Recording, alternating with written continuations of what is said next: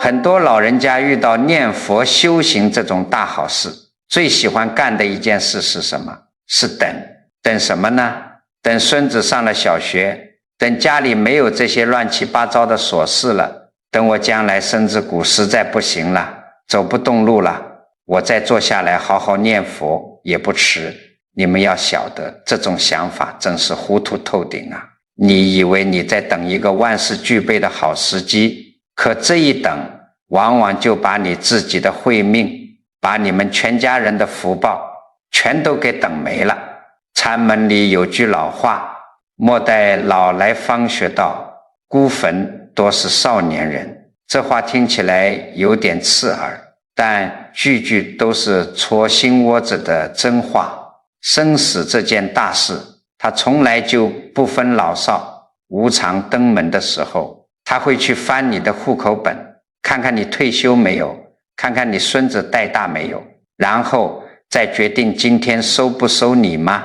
根本不会的呀。佛法讲得很清楚，人命在什么处，人命就在呼吸之间。我们每天大口喘气，觉得呼吸是最平常最理所当然的事，可就是这最平常的事里藏着生死的大关。你上一口气吸进来了，下一口气能不能呼出去，谁都打不了这个包票。你们去医院的重症病房走一圈看一看，里面躺着的全都是白发苍苍的老人吗？多的是正值壮年总觉得来日方长的人。所以把修行推给明天，把生死大事推给老了以后，这是世俗人最大的自欺欺人，也是最可惜的糊涂。退一万步讲，就算你福报大命好，能安安稳稳活到80-90岁，白发苍苍，寿终正寝，你以为到了那个时候你闲下来了就能念好佛了吗？我告诉你们，绝对不可能。你想想看，人到了晚年，精气神全都耗光了，身上的四大开始分离，今天这里酸，明天那里痛，病痛一个接一个的来找你。而在你心里头呢，一辈子攒下来的那些恩恩怨怨，是是非非，年轻时候压得住的脾气，老了只会更倔；年轻时候放不下的牵挂，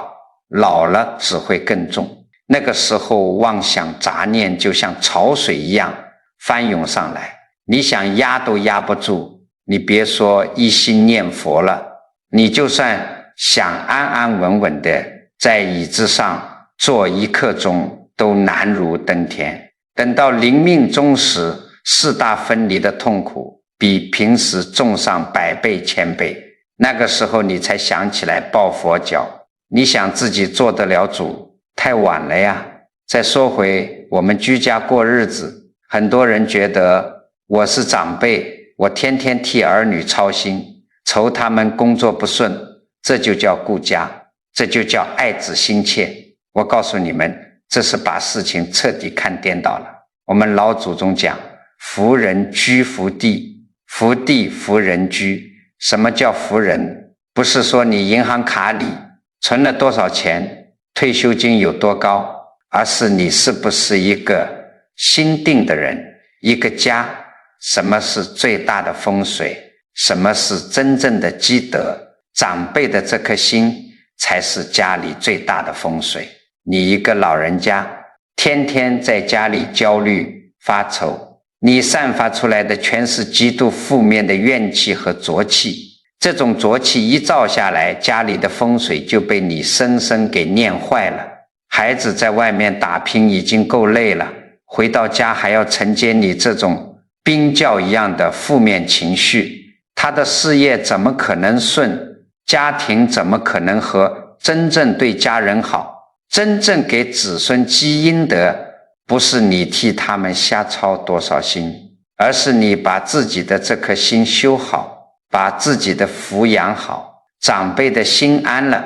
这个家的根就稳了；长辈的心善了，这个家的福就厚了。如果你能收收心，老老实实在家里念一句佛号，你们家自然就有一团祥和之气。就算你们家住的是普通的旧屋子，那也是真正的福地。你一个人在家里修行，就是在给全家人种福田。你一个人心安，全家人都能跟着沾光。这一句佛号看着简单，里面藏着极其深厚的心性大道理。你诚心念一句，就是把自己的妄心收回来一分，把家里的气场理顺一分，你的心清净了，家里的福气就多一分，你的业障消了，儿女的顺境自然就多一分。很多老人家听了觉得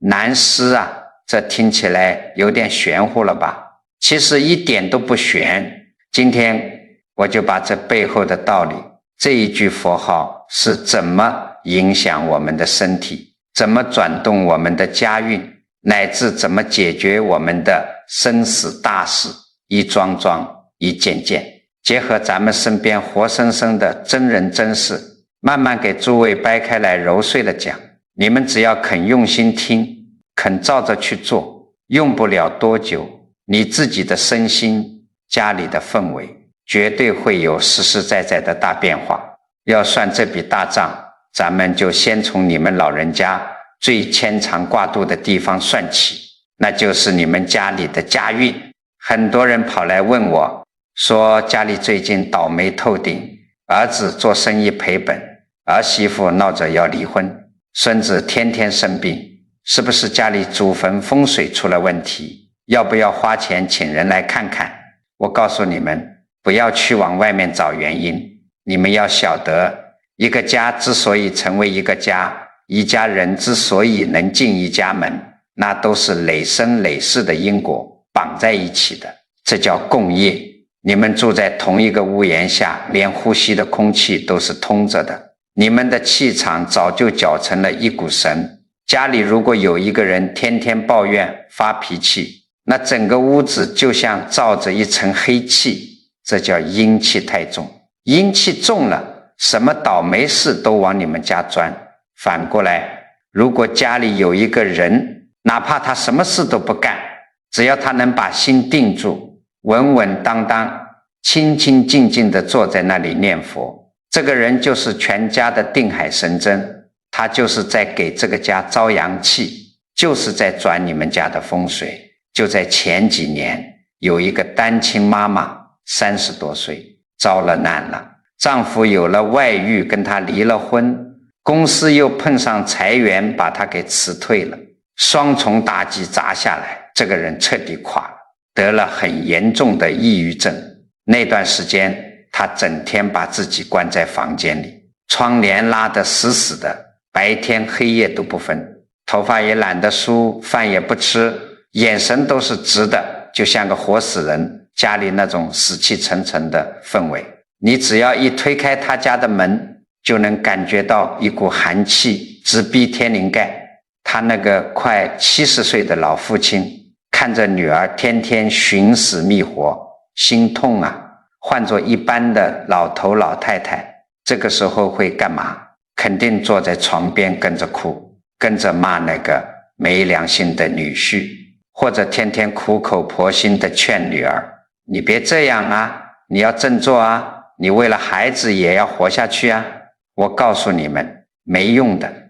在这种业障现前，满屋子都是负面怨气的时候，你讲的那些世俗的大道理，对他来说就是废话，反而会让他更烦躁。这个老父亲是个明白人，他一句大道理都不讲，他不开口，他每天早上6点准时推开女儿的房门，不管女儿怎么发脾气，怎么往后说，他硬是连拽带拖，把女儿套上外套，拽到楼下的公园里去走路。老头子走在前面，女儿像个行尸走肉一样跟在后面。老头子一句话不说，手里就拿着一串用了大半辈子的老菩提子念珠，大拇指一颗一颗的拨，他的步伐极其稳健，呼吸极深，随着脚步的起落，嘴里无声的念着南无阿弥陀佛。那手里的念珠拨得咔嗒咔嗒响，节奏一点都不乱。一开始那女儿满脑子都是仇恨绝望，走起路来脚步虚浮。可是你们要晓得，宇宙间有一种极其神奇的规律，叫做共振。老头子那种绵密稳定，没有任何杂念的念佛磁场，就像一座大山一样，每一天每一分每一秒都在默默地影响着女儿。老父亲心里没有恐惧，没有焦虑，他把所有的牵挂都化作了一句极其纯粹的佛号，就这么风雨无阻地走了1个多月。有一天早上，天上飘着点小雨，老头子依然在前面走，念珠咔嗒咔嗒响，女儿跟在后面，听着听着，突然停下了脚步。他看着老父亲微微有些驼背，但却异常坚定的背影，听着那仿佛能穿透一切迷雾的节奏，他脑子里那种像乱麻一样的杂念，突然像被一把刀给斩断了。他猛地蹲在地上，捂着脸，把这1个多月积压在心底的委屈绝望化作嚎啕大哭，彻底发泄了出来。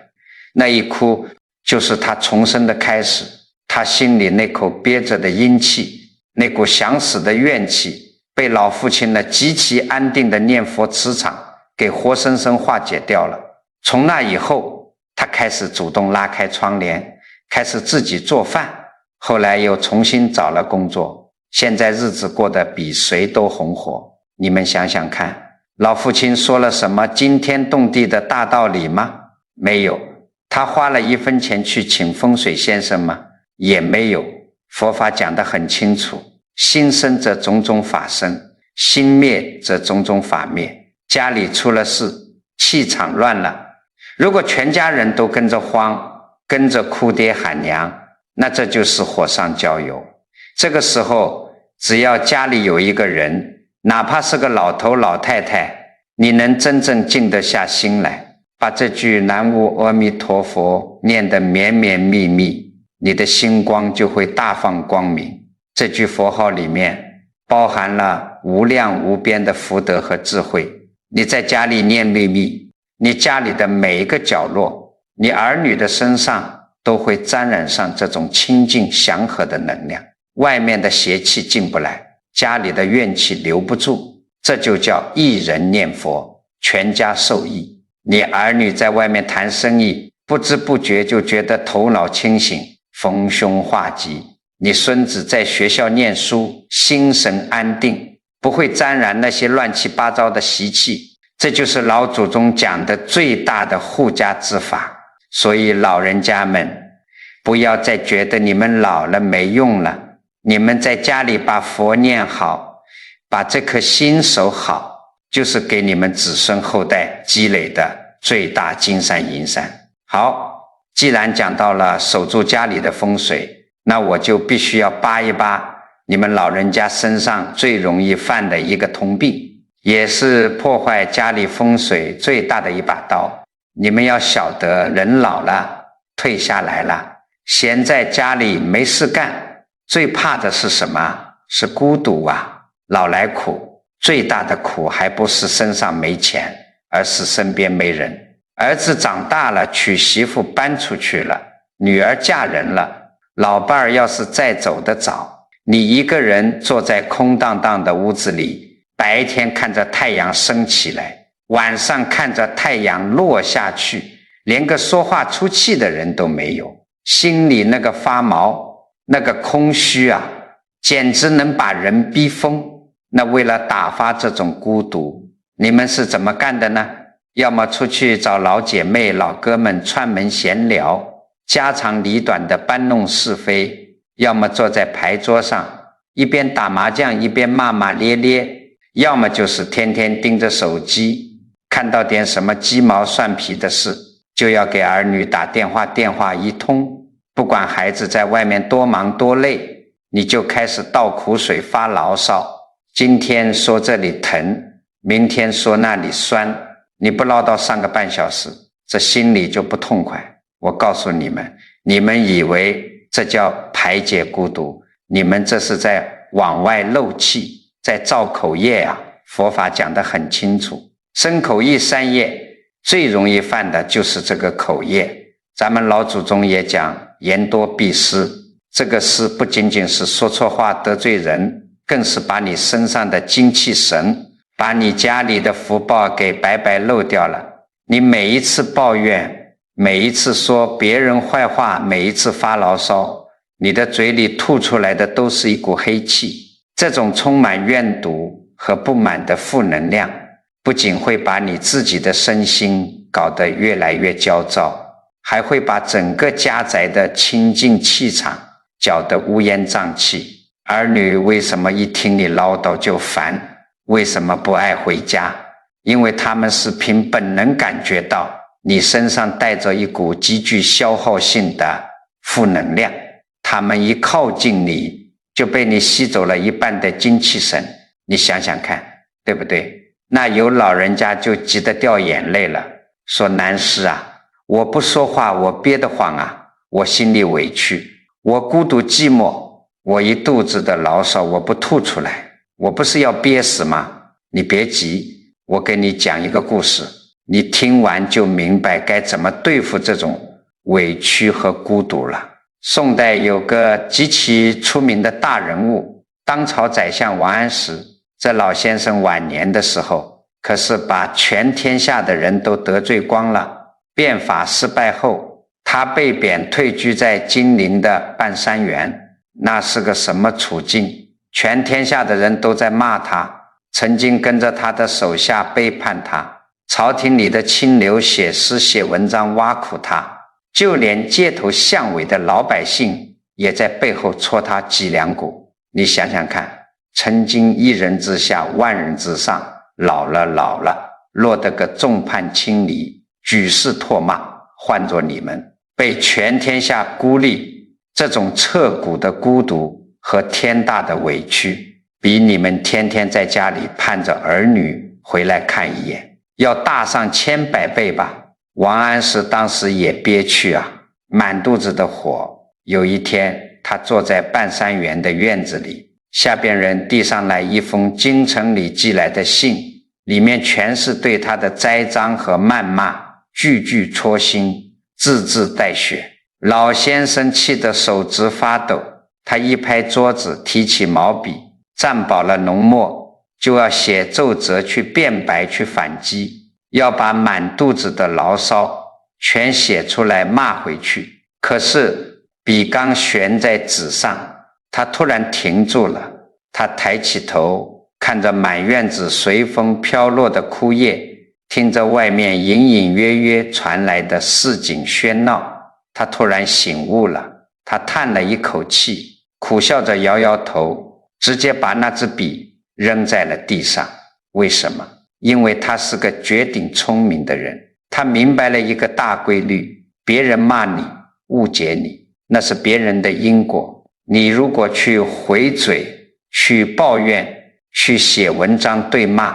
哪怕你骂赢了，你的心也被彻底拖进了是非的烂泥潭里。用怨气去对抗怨气，只会结成解不开的死疙瘩。王安石直接把书房门一关，谢绝一切访客，再也不听外面的闲言碎语了。他干什么呢？参禅念佛。他拿起念珠，把想骂人的话，把满肚子的牢骚，把对孤独的恐惧通通换成了清净的佛号。外面全天下的人骂得再凶，他坐在屋里眼观鼻鼻观心，一句南无阿弥陀佛接着一句的念，不管脑子里冒出什么委屈的念头，他不压制也不跟着跑，就是用这一句佛号稳稳地盖过去，就这么念啊念到最后，他心里的那一团怒火和委屈全被这句佛号给化得一干二净。后来人家再拿骂他的文章给他看，他连眼皮都不抬，听着就像一阵风吹过树林一样，跟他毫无干系。他不仅没有在极度的孤独和委屈中抑郁而死，反而借着这个逆境守住了内心的清净，晚年过得极其安详洒脱。你们想想看，王安石那么大的宰相，受了全天下那么大的委屈，都能管住自己的嘴，把牢骚化作一句佛号。你们在家里受的那点委屈，受的那点儿女不听话的嫌弃，算得了什么呢？所以我常常劝很多老太太老头子，如果你觉得孤独无聊，如果你觉得老伴啰嗦，儿女不孝顺，你别去找人吵架，也别去药店买什么治抑郁治失眠的药，那都没用。心里的病得用心药医，这个心药是什么？就是我今天教给你们的这句万德洪名，南无阿弥陀佛。你以后再想发牢骚的时候，再想拿起电话骂儿女的时候，你赶紧把嘴闭上，把念珠拿起来，你把那10000句唠叨换成每天10000声佛号，你试试看。你只要老老实实一心一意的去念，不出10天半个月，你就会发现你心里的那股无明火降下去了，你那种觉得没人陪，空虚寂寞的冷意消失了。为什么？因为你在念佛的时候，你的心是跟宇宙间最慈悲最圆满的能量连接在一起的，你的内心充满了光明，你怎么还会觉得孤独呢？我们那里就有不少老大妈，原来是小区的喇叭筒，天天搬弄是非，惹得邻居讨厌，后来教他们念佛，每天规定自己念几万声，为了完成功课，他们哪还有时间去东家长西家短地闲聊啊？结果时间一长，他们面相都变了，从以前横眉立目的怨妇脸变成了慈眉善目的老菩萨，邻居愿意亲近他们了，儿女也愿意带着孙子回来跟他们亲近了。这就叫转烦恼为菩提，用一句佛号斩断了口业，化解了孤独，这笔账你们只要去试一试，立刻就能看到好处。既然心里的怨气化解了，口业清净了，接下来咱们就要算一算你们老人家最关心的第3笔账，身体的账。人老了最怕什么？不怕穷，就怕病。今天高血压，明天这疼那酸的，很多人去医院检查，医生也说不出个所以然，最后只能给你开一堆药，告诉你这是老年病，慢慢养吧。你们听了心里害怕啊，天天在家里吃药当吃饭，一边吃一边发愁，怕自己哪天突然中风瘫在床上，连累了儿女，成了家里的拖累。你们要晓得，我们老祖宗传下来的中华文化讲究的是精气神这3个字。人为什么会生各种各样稀奇古怪的病？佛法讲得很清楚，身心是不二的，你的身体和你的心念原本就是一回事。你天天坐在家里长吁短叹，胡思乱想，总是担心这个害怕那个，你的心是极度散乱的，心一散，你身上的气就跟着漏了，气血一亏虚，外面的风寒暑湿，还有那些阴暗的病气，就顺着你的毛孔全钻进骨头缝里、经脉里去了，气脉一堵，这就成了万病的根源。很多老人家跑来问我，那我怎么把这个漏掉的气给补回来呢？去买点什么昂贵的营养品吗？我告诉你们，最上层的补药根本不用你花1分钱，它就在你的嘴皮子上，就在你的呼吸之间。这句南无阿弥陀佛，它不仅仅是修行了生死的法门，它更是咱们老祖宗留下来最顶级的内丹功，是最厉害的调气吐纳之法。前2年有个70多岁的老爷子，一辈子要强，脾气挺倔。有一天早上起床，突然觉得半边身子发麻，一阵天旋地转，啪嗒一下就摔在地上了。送到医院一通抢救，说是轻微中风，命是捡回来了，但是留下个要命的后遗症，半边脸是僵硬的，口水止不住的顺着嘴角往下淌。最关键的是说话不利索了，咿咿呀呀的，连儿女都听不懂他在说什么。你想想看，这对于一个要强了一辈子的老头来说，简直比拿刀割他的肉还难受。儿女急得团团转，给他买了一堆进口药，也请了专业的康复理疗师，但他心里憋屈啊，满脑子都是愤怒和绝望，气血全都郁结在胸口，越急说话越结巴，急得冷汗直冒，连拐杖都被他暴躁地摔了好几次。后来一位懂行的老修行去看他，这位老修行一句话的世俗大道理都没多劝，没有说你要想开点这些废话，只跟他说了一段极其关键的话：你别急着说话，也别跟自己的身体较劲，你每天早上对着初升的太阳，什么杂念都不要有，就给我念南无阿弥陀佛，用你全身最大的力气，用最慢的速度，一个字一个字的往外吐。你把它当成一剂药去吞，当成一口气去练。老爷子当时也是走投无路了，死马当活马医。第二天一早，天刚蒙蒙亮，初春的风还有点刺骨，他就让儿子搀着，拖着那条沉重麻木的右腿，一瘸一拐地走到了小区空旷的花园里。他面朝东方，定定地站在那里，闭上了眼睛。他先是深深地吸了一大口气，把干瘪的肚子慢慢鼓起来，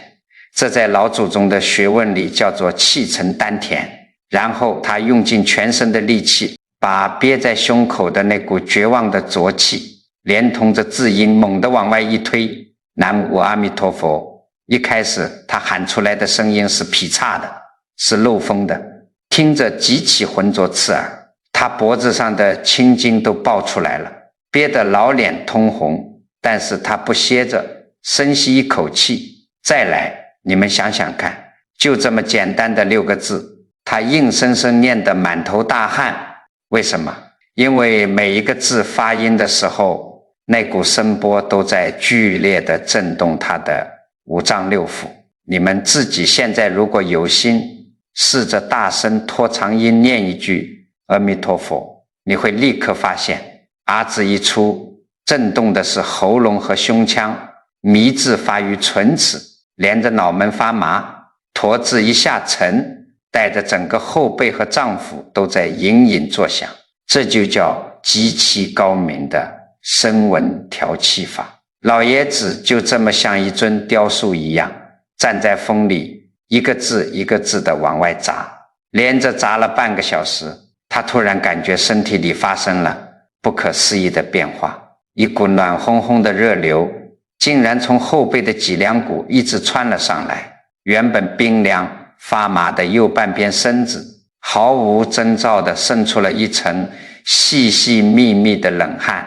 那汗水一出来，黏糊糊的，还带着一股说不出的腥臭味。我告诉你们，这就是藏在经络深处的病气，寒气和死气被他硬生生用佛号的纯正震动，从骨头缝里给逼出来了。从那天起，老爷子算是尝到了甜头，药也吃得少了，也不乱发脾气了，每天雷打不动，站在太阳底下一个字一个字的吼。这6个字，他的呼吸变得极其深长，再也不是中风后那种短促在嗓子眼里打转的虚喘。半年之后，你们猜怎么着？你再去看他，脸不歪了，口水也不流了，跟人聊天的时候，那声音洪亮的能把家里的窗玻璃震得嗡嗡响，不仅说话极其流利，脑子比以前还要清醒，记性比他40多岁的儿子还要好。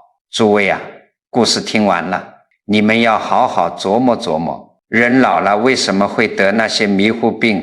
脑子不清楚的病、偏瘫中风的病？归根结底就是因为你的气血上不去了，脑子缺氧缺血了，经脉被你平时的焦虑和烦恼给堵死了。你天天窝在沙发上唉声叹气，呼吸短浅的连胸腔都进不去，那气血怎么能通畅呢？流水不服，护疏不省，身体里的气血一潭死水，病痛当然找上门。而真诚的念佛，就是在强迫你深呼吸，强迫你打通全身的郁结。你一心一意把这句佛号念出来的时候，你的心是极其安静的，心一静，百脉皆通，你的声音由心而发，从丹田里推出来，这就等于在给你的五脏六腑、七经八脉做最深层、最彻底的按摩。一呼一吸之间，天地间最清净、最光明、最纯正的阳气被你吸进来了，体内的病气、怨气、浊气全被你随着这句佛号吐出去了。这种直指核心的调气之法，比你们去公园里瞎溜达、去撞树、去拍大腿要高明出10000倍。所以我经常语重心长地劝那些身体不好的老人家，你别天天带着老花镜盯着那几项化验指标发愁，也别成天把哎呀我老了不中用了，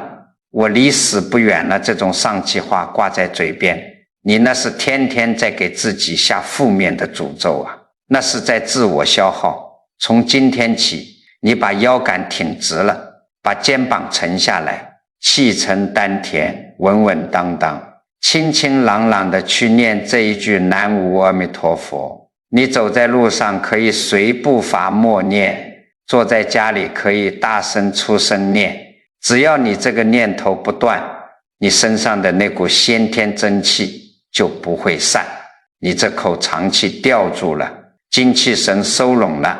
外面的邪风病气就绝对进不了你的身。这就叫以阴通脉，以心转静，这才是真正的养生长寿之道，是真真切切能保命安身的法宝啊！可是啊，讲到这里，肯定有老人家在心里犯嘀咕了：南师啊，我不光是身体不好，我是倒霉啊！我身上这些毛病，去医院根本查不出来，我天天晚上做噩梦，还总觉得屋子里阴森森的，有双眼睛在盯着我，家里也是接二连三的出怪事，不是破财就是见血，这到底是怎么回事啊？你们要晓得，碰到这种毫无道理的怪事，咱们老祖宗管这叫什么？叫业障现前。什么叫业障？很多觉得这是迷信，我告诉你们，这个道理很简单，一点都不迷信。业就是你这辈子乃至于上辈子无数辈子以来，你的身口臆造下的所有的障，你骂过的一个人，你踩死的一只虫，你为了贪小便宜算计过的一笔钱，甚至你在心里偷偷记恨别人，升官发财的一股恶念，这些全都是业。宇宙间有一本极其精密的大账本，你年轻的时候阳气旺，手里有钱有势，你觉得天不怕地不怕，那些被你伤害过的生命，被你亏欠过的冤亲债主，他们虽然恨你，但是不敢靠近你。可是等你老了，退下来了，精气神衰弱了，你身上的那把火一按下去，好吗？那些一直躲在暗处盯着你的债主全扑上来了，他们化成你心里的恐惧，化成你身上的怪病，化成你家里的倒霉事，来找你讨债了。这就叫定数，这就叫因果报应，好理不爽啊！那这笔要命的账怎么还？靠吃药管用吗？靠花钱请人做个法事管用吗？我跟你讲一个历史上的真事，你听完就知道这笔生死的烂账到底该怎么一笔勾销。清朝的时候，有个当大官的叫张抗，这人做官极其严厉，铁面无私，甚至可以说是酷吏。他在官场上为了树立威信，或者为了快刀斩乱麻，办起案子来极其下狠手，不管3七21，只要他觉得你有罪，大笔一挥，板子打下去，脑袋砍下来。他当官那些年到底错杀了多少人，连累了多少无辜的家属，他自己都数不清。那时候他风光啊，出门8抬大轿，谁见了他都得磕头。他觉得自己简直就是天王老子。可是人算不如天算，到了晚年，张抗退休回了老家，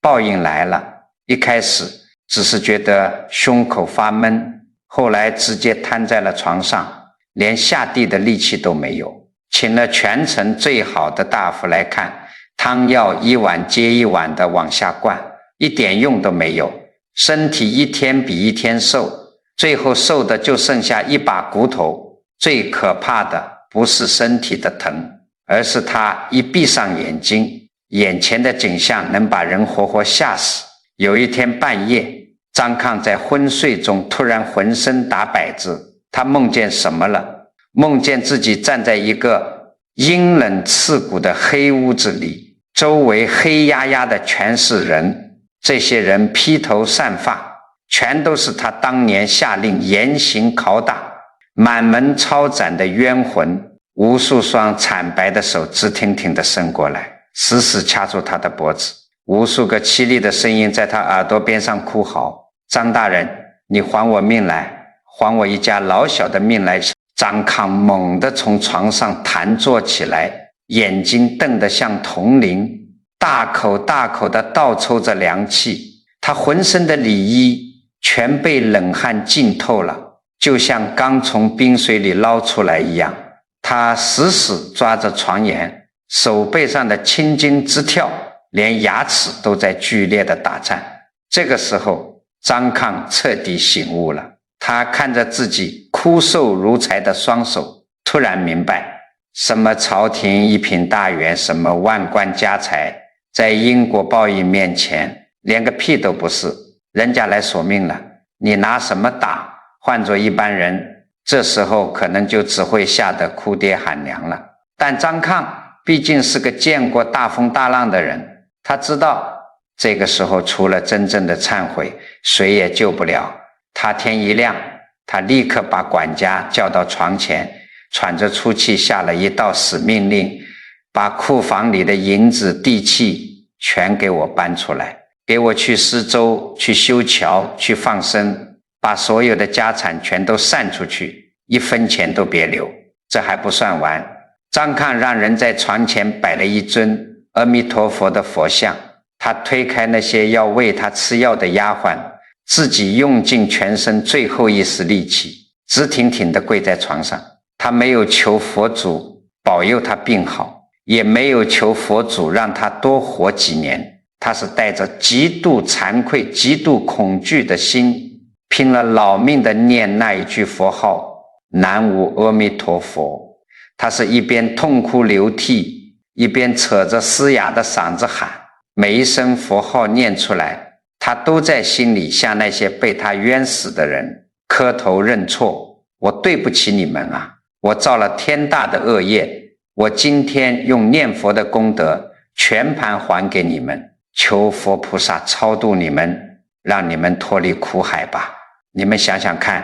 那是怎样一种震撼的气场。一个将死的老头喉咙都念出血丝了，连每一口呼吸里都只剩下这句佛号。这就是佛法里讲的至诚心、大惭愧心。奇迹就在这种绝境中发生了。就这么日夜不停地拼命念了几天。有一天晚上，张抗又睡着了。这一次他没有做噩梦，没有看到那些浑身是血的冤亲债主。他梦见什么了？梦见一道极其耀眼的金色光芒从天花板上直射下来，照得满屋子亮如白昼。在这金光里，他感觉自己胸口堵着的那块又冰又硬的石头突然就化了，化作一团黑气，顺着毛孔散得干干净净。第二天早上，张抗醒过来，长长的吐出了一口浊气，浑身轻松。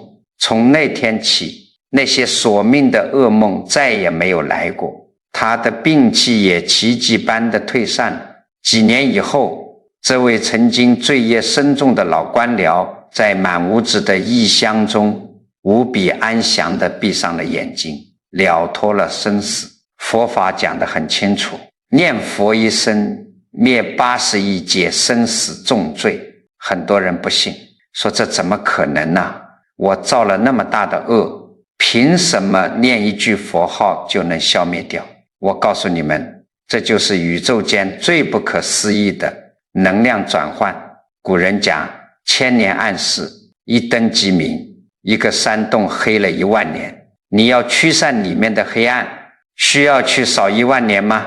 不需要，你只要在里面画亮一根火柴，点亮一盏灯，10000年的黑暗瞬间就消失了。你过去的杀业、口业、贪嗔痴，就是那10000年的黑暗。而这句南无阿弥陀佛，就是宇宙间最圆满、最炽烈的纯阳之火。只要你念佛的时候带上一颗真心，带上一颗绝不作恶的惭愧心，这句佛号就能像烈火燎原一样，把你身上累生累世的业力枯草烧得一干二净。你们在座的老人家，你们可能说，我又没当过大官，我又没杀过人，但你想想看，你这一辈子为了满足口腹之欲，杀过多少鸡鸭鱼肉？你因为脾气不好，用最恶毒的话诅咒过多少人？你在背后搬弄是非，破坏过多少人的家庭和睦？这些全是极其坚固的业力之网，它把你死死罩住，让你老了多病、多灾多烦恼。你要怎么去撕破这张网？就是老老实实的念佛。你每念一句南无阿弥陀佛，就是在清算一笔烂账。你每念一句，就是在斩断一根纠缠你的业力绳索。当你用这句万德洪名，把你心里的阴暗、抱怨、恐惧全都塞满的时候，那些冤亲债主再看你，你身上已经是金光万丈，他们不仅无法伤害你，反而会因为你念佛的光明而得到超度。这就是念佛能逆转定数、消灾延寿的最核心的秘密。但是明白了能消这么大的业障，很多人就跟我抱怨了，南师啊，这法门好是好，威力也大，可是我实在没时间了。我一天到晚像个陀螺一样转，早上起来要给老伴做饭，上午要溜达着去买菜，下午还要接孙子放学，我哪有时间像那些大和尚一样找个深山老林，或者天天去寺庙里敲木鱼打坐啊？还有人说我记性差，大字不识几个，那些长篇大论的经文我根本背不下来，这可怎么办？你们要晓得，这就是你们对咱们老祖宗这套最高明的修行之法有着天大的误会。你们以为修行就非得是穿着大褂，敲着木鱼，在蒲团上一坐几个小时吗？有着天大的误会。你们以为修行就非得是穿着，我告诉你们，最上层的法门往往是最简单的。佛法讲得很清楚，大道至简。如果一个救命的法门只有那些闲得发慌的人，或者只有大学问家才能修，那佛菩萨的慈悲还能叫普度众生吗？这个念佛的法门绝妙就绝妙在简单、方便、稳当这6个字上。它简单到什么程度？不需要你认识字，不需要你懂高深的理论，哪怕你大字不识，只要你会说话，你就能念这句南无阿弥陀佛。它方便到什么程度？行住坐卧全都是你的道场，你手里摘着菜，心里可以默念；你牵着孙子走在路上，随着脚步可以默念。哪怕躺在床上睡觉前，你怕出声不恭敬，没关系，你在心里头不出声的默念一样管用。你在家里正念着佛，有人敲门，你去开门，开完门接着念，不需要你非得挑个黄道吉日，不需要你非得点上3炷香，它随时随地百无禁忌。我认识一个开出租车的司机，你们想想看，现在大城市里的路况有多堵，他一天要在车上坐10几个小时，为了抢个单子拉个客人，连口水都顾不上喝。最要命的是什么？是路上的那种怨气和暴躁。今天碰到个加塞的，明天碰到个乱闯红灯的电动车，后天又拉上个喝醉了酒，在车里骂骂咧咧的乘客。以前这司机也是个暴脾气，别人一别他的车，他立刻一脚油门追上去，摇下车窗就是一顿破口大骂，天天这么干。结果呢，气血全乱了，血压直逼180，晚上回家倒头就睡，还经常做噩梦，好几次因为走神开斗气车差点酿成车祸。后来他身体实在扛不住了，去请教一位修行的老前辈，老前辈没让他辞职去庙里，也没让他花钱买什么护身符，就指着他那辆破旧的出租车说，从今天起，你这辆车就是你的修行道场，你把方向盘当成你的念珠，只要车子一启动，你就开始在心里默念佛号，遇到加塞的，遇到骂你的，你绝不能还嘴，你只要在心里念一句南无阿弥陀佛还给他，你试试看。司机听进去了。有一天中午，大太阳烤得柏油路直冒烟，天气热得人心里直发毛，他正拉着客人往前开，突然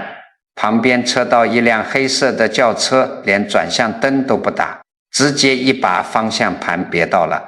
他的车头前面，距离他的保险杠连半米都不到。按照他以前的脾气，绝对是死死按住喇叭不松手，直接摇下窗户问候对方祖宗18代了。但那一瞬间，他脑子里突然想起了老前辈的话，他死死咬住牙，把已经到了嗓子眼的脏话硬生生咽了下去。他双手紧紧抓着方向盘，深深地吸了一口气，在心里极其清晰极其用力地默念了一句南无阿弥陀佛。就这深呼吸的一口气，就这一句无声的佛号，奇迹发生了。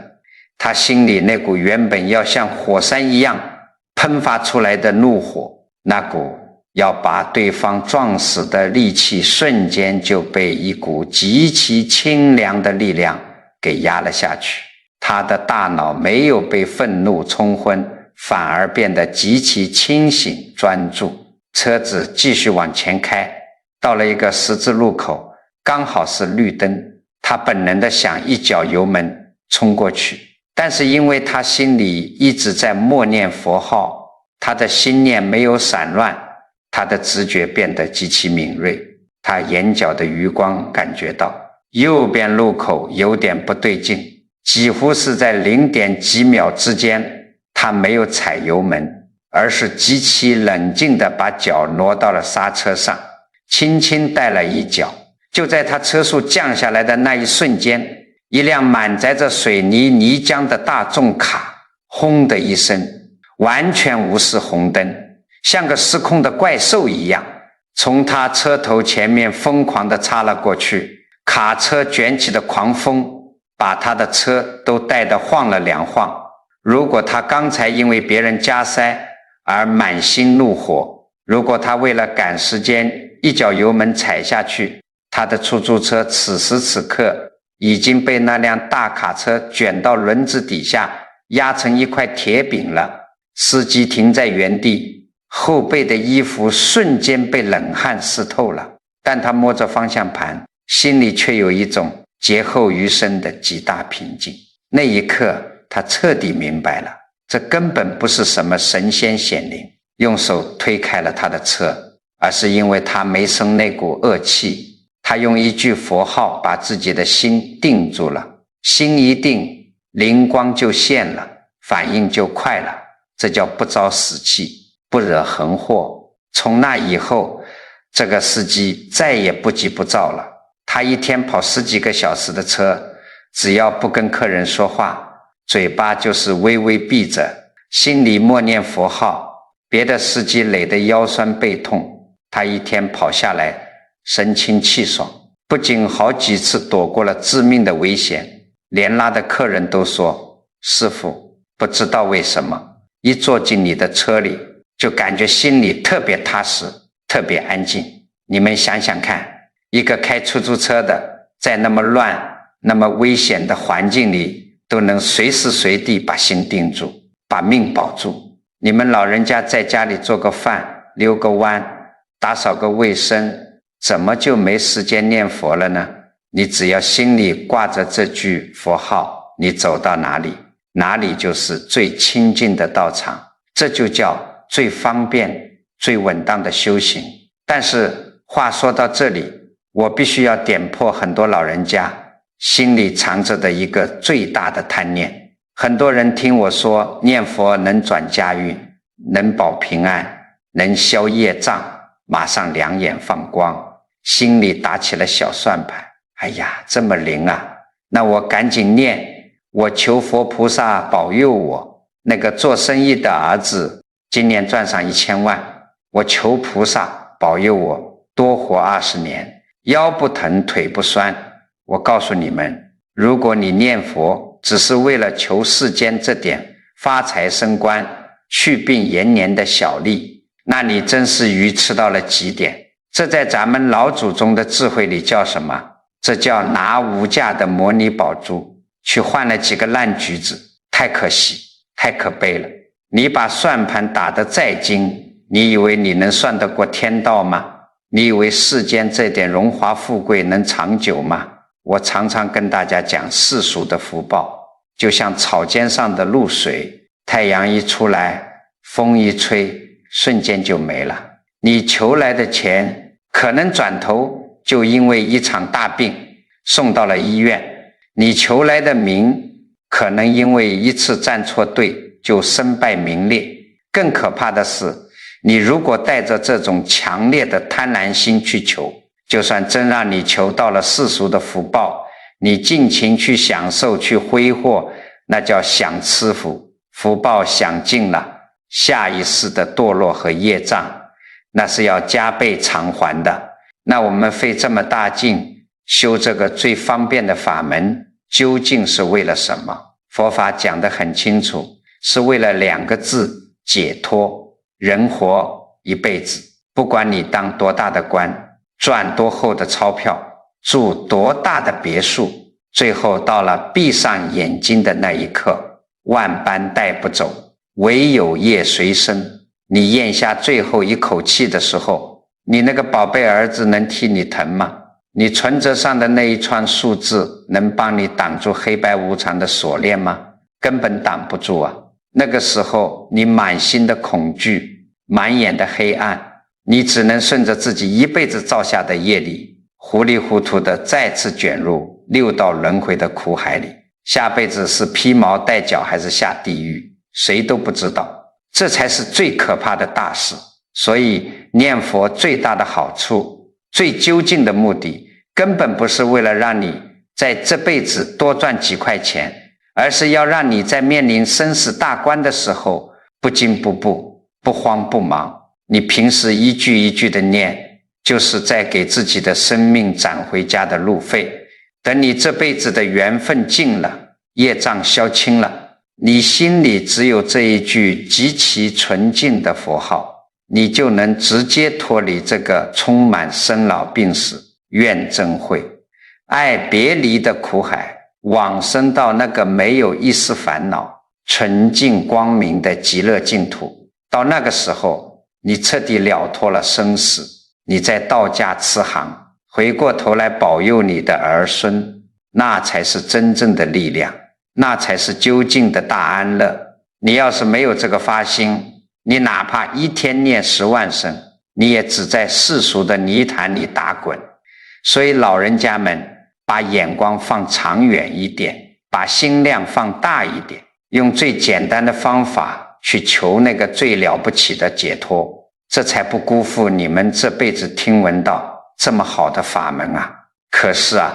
既然发心对路了，不贪求世俗那点小福报了，很多老人家肯定迫不及待的要在心里问了：南师啊，道理我都听明白了，可我从今天开始每天在家里到底该怎么做？你能不能给我个准话？我一天到底念多少声合适，我怎么念才能把这份功德回向给我的儿女，要是家里人给我气受，我又该怎么去转这个念头？我告诉你们，今天我就给你们一套老老实实在家里就能直接照着做的保命安身法，你们只要把这几步听进去，实实在在的用在每天的日子里，你们家的风水，你自己的身体绝对大变样。第一步，早晚的定课，这叫扎根。很多人一听做功课，以为要穿上什么法衣，搞得多隆重，不用，你在家里找个干净的角落，如果没有佛像，你就面朝西方，每天早上一睁眼，别急着马上下床，也别急着去摸手机看闲言碎语，你先坐在床沿上，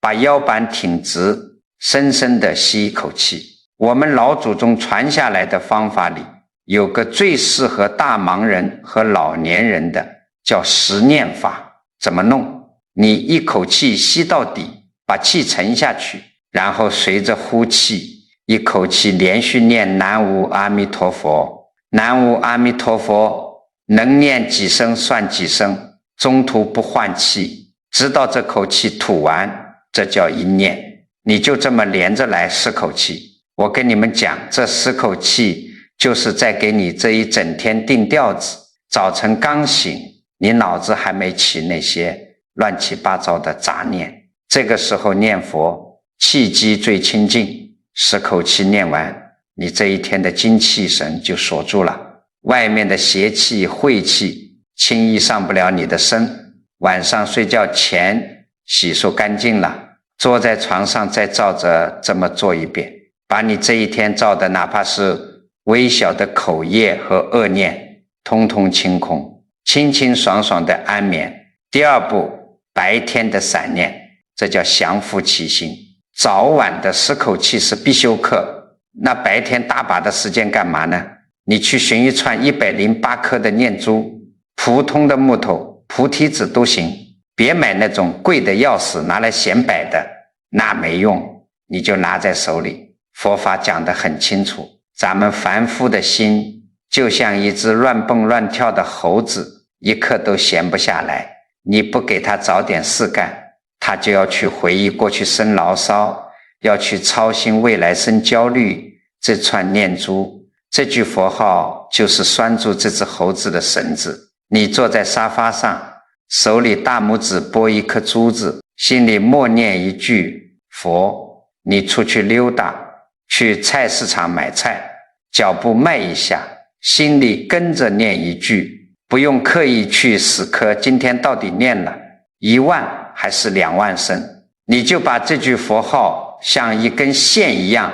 穿在你的行住坐卧里。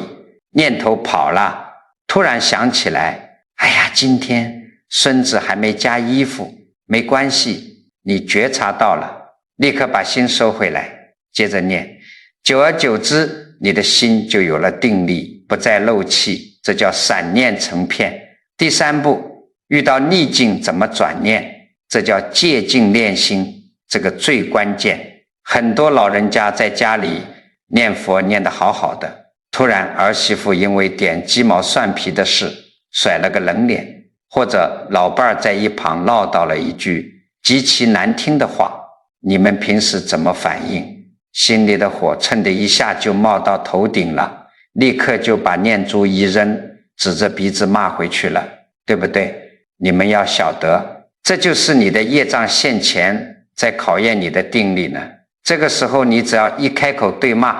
你前面念的佛全白搭了，那叫火烧功德林。下次再碰到这种逆境，你记住我的话，嘴巴先闭紧，舌头顶住上颚，绝不还嘴。你在心里猛烈地提起这句南无阿弥陀佛，你要在心里怎么转念？你要想，哎呀，这都是我过去欠他的，他今天给我冷脸，是在帮我消业障啊！阿弥陀佛，我谢谢你帮我消灾。你想想看，你如果能用这种心境去面对，那个火气根本升不起来，对方骂你2句，看你乐呵呵的低眉顺眼，在那默念不接茬，他自己觉得没趣，那股邪火也就熄了。这就是用一句佛号活生生的把一场家庭大战给化解于无形，这才是真正把修行落到了实处，转烦恼为菩提。第4步，怎么回向给儿女，这叫放大光明。这笔账是你们最关心的。老人家都护犊子，觉得自己念了这么多佛，攒了这么多清净的能量，恨不得全塞给儿子孙子。有的人念完佛就在那儿嘀咕，老天爷啊，菩萨啊，保佑我儿子明天签下那个大单子吧，保佑我孙子期末考个双100分吧。这个道理很简单，我告诉你们千万别这么干。为什么？因为你这是在用你那点极其狭隘的世俗贪念去限制这句万德洪名的无量功德。你觉得签下那个单子是好事，万一那个生意背后是个会让他家破人亡的大火坑呢？凡夫的眼睛是瞎的，你这是在强求。真正的回向就像你手里点亮了一根火把，你去把屋子里其他人的火把也都点亮，你自己的光不但不会少，整个屋子反而亮如白昼。你每天做完功课，就在心里清清静静地念几句，愿以此功德回向给我的历代宗亲、冤亲债主，回向给十方一切众生，离苦得乐，同生极乐。也祈愿我们全家逢凶化吉，顺应天道，平安顺遂。你不用去指挥老天爷该怎么具体保佑你儿子，宇宙间有一种极其宏大、极其精密的平衡法则，你只要把你念佛的清净磁场无私的回向给全天下的众生，你的心量就打开了。心量一打开，你儿女身上的那些灾劫不顺，自然就会被这股庞大的光明能量给化解掉。他们命中该有的福报，不用你求，自然会水到渠成。他们命里那些凶险的定数，也会因为你这份无私的回向，重罪轻报，大化小，小化了。诸位，这就是我给你们交的底，不花你们1分钱，也不用你们去深山老林里受苦，每天早晚吸口气，白天手里拨念珠，遇事不恼心里念，睡前回向给众生。你们只要把这4步死死记住，一天不落地去干，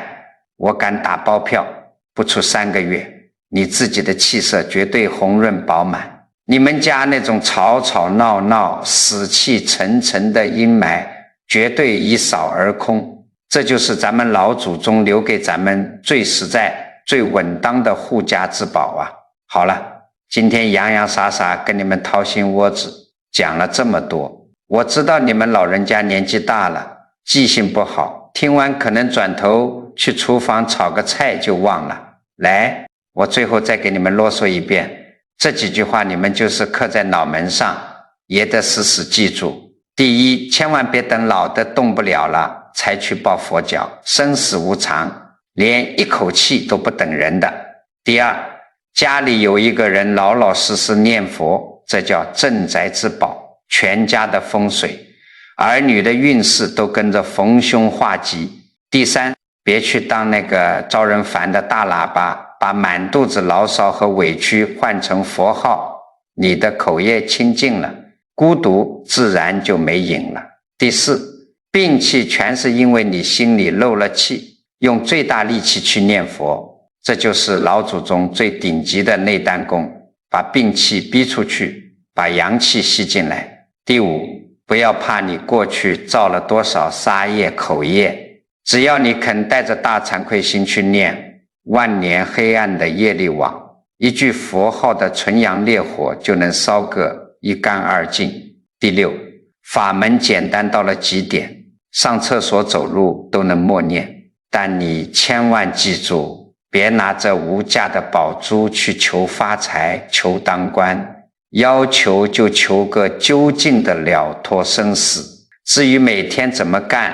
早晨是口气，白天捏念珠，儿女给你脸色，你闭嘴不答，只管默念，最后大度量地回向给十方众生。就这么几步，你照着做，做不到你来找我。你们要晓得，世界上最好的风水绝对不是你家大门朝南朝北，不是你花几万块钱买个貔貅摆在客厅里，那些都是皮毛。最大的风水其实就是你们的这颗心。最大的改命就是改你的念头，改你的行为，改你的因果。心念一正，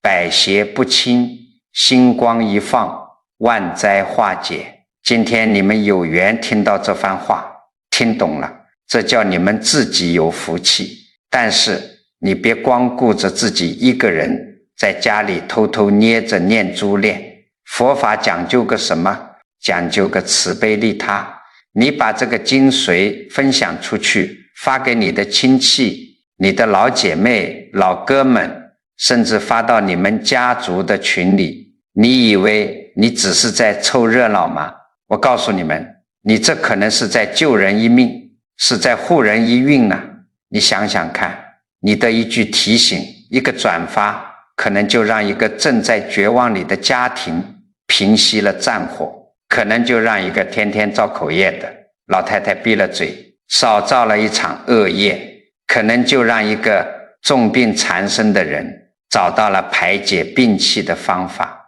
少败了一次家运。这叫什么？这就叫法布施真人玫瑰，手有余香。你帮别人结善缘，这份莫大的功德和福报，最后全会清清楚楚地记在你和你儿孙的因果账本上，这就叫积大福。所以如果你觉得南老师今天讲的这些大白话真真切切的对你有帮助，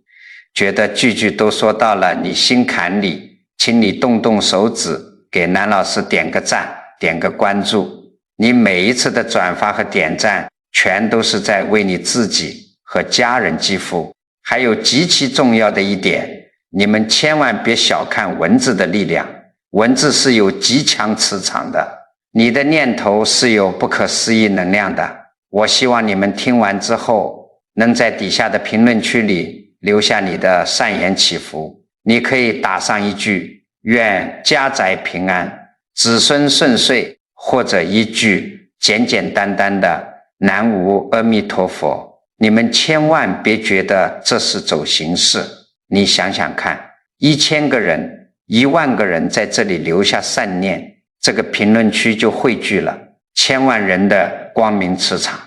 这种正向的能量场威力是极其惊人的。你把你的善言投射进来，这股庞大的光明能量就会立刻回向到你自己和你家人的身上，护佑你们出入平安，业障消除，